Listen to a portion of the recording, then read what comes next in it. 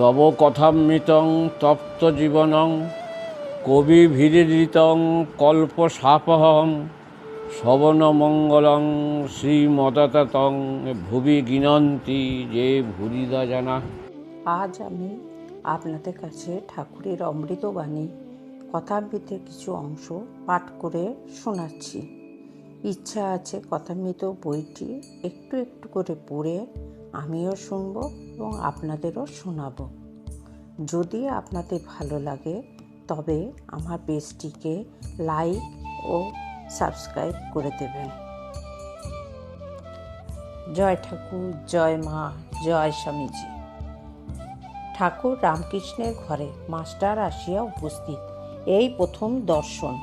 দেখিলেন এক ঘর লোক নিস্তব্ধ হইয়া তাহার কথামৃত পান করিতেছেন। ঠাকুর তক্তাপোষে বসিয়া পূর্বাস্য হইয়া সহাস্য বদনে হরিকথা কহিতেছেন। ভক্তেরা মেঝে বসিয়া আছে। মাস্টার দাঁড়াইয়া অবাক হইয়া দেখিতেছেন।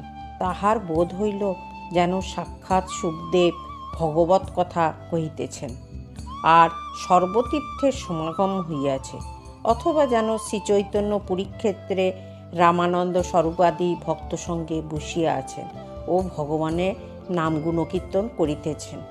ঠাকুর বলিতেছেন, যখন একবার হরি বা একবার রাম নাম করলে রোমাঞ্চ হয়, অশ্রুপাত হয়, তখন নিশ্চয়ই যেন যে সন্ধ্যাদি কর্ম আর করতে হবে না।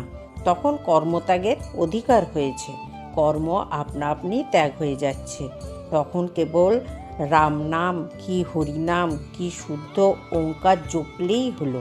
আবার বলিলেন, সন্ধ্যা গায়ত্রীতে লয় হয়, গায়ত্রী আবার ওঙ্কারে লয় হয়।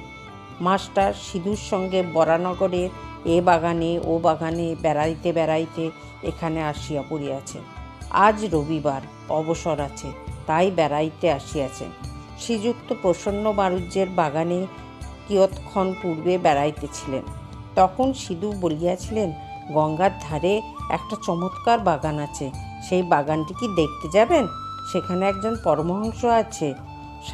বাগানের সদর ফটক দিয়া ঢুকিয়াই মাস্টার ও সিধু বরাবর ঠাকুর রামকৃষ্ণের ঘরে আসিলেন। মাস্টার অবাক হইয়া দেখিতে দেখিতে ভাবিতেছেন, আহা, কি সুন্দর স্থান, কি সুন্দর মানুষ, কি সুন্দর কথা, এখান থেকে নড়তে ইচ্ছে করছে না। কিছুক্ষণ পরে মনে মনে বলিতে লাগিলেন, একবার দেখি কোথায় এসেছি, তারপর এখানে এসে বসব। আজ এই পর্যন্ত, আবার কালকে পড়ব। আপনারা শুনবেন, কিন্তু খুব ভালো লাগবে। ওম স্থাপকায় চ ধর্মস্য সর্বধর্মস্বরূপিণে অবতার বরিষ্ঠায় রামকৃষ্ণায় তে নমঃ। ওম জননী শারদাং দেবী রামকৃষ্ণ জগদ্গুরুম পাদপদ্মে তয়োশ্রিতাং প্রণমামি মুহুর্মুহুঃ। জয় ঠাকুর, জয় ঠাকুর, জয় ঠাকুর, জয় মা, জয় মা, জয় মা।